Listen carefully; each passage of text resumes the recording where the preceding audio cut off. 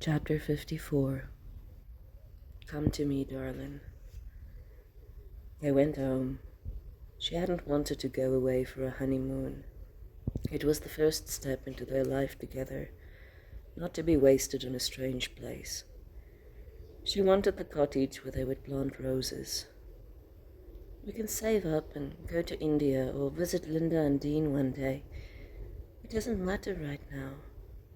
I want to start our life where we plan on living it. Shall I carry you over the threshold? No. I step into this house on my own feet, by my own choice, holding your hand. The kitchen had no curtains yet. The floor was scuffed wood and afternoon sun shone on dust particles hanging in the air.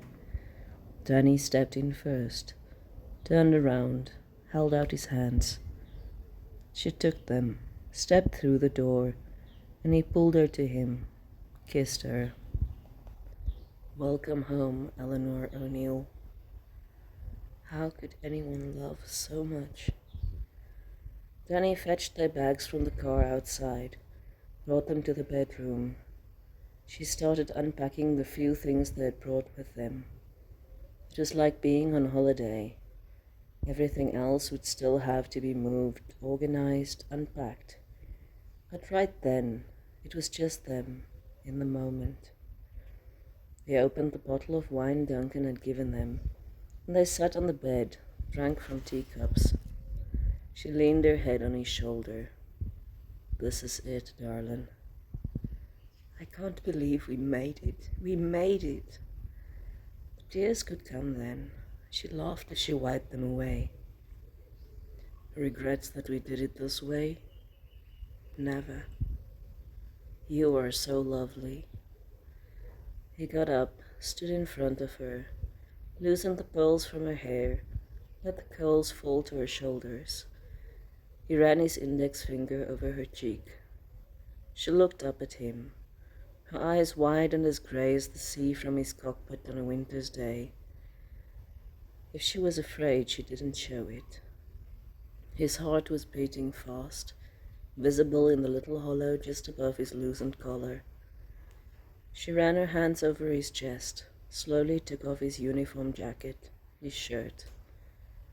It was the first time she saw his scars. They were the healed-up bullet wounds. They were older, fainter scars too, over his ribs. She ran her fingers over them and he shivered, his eyes closed.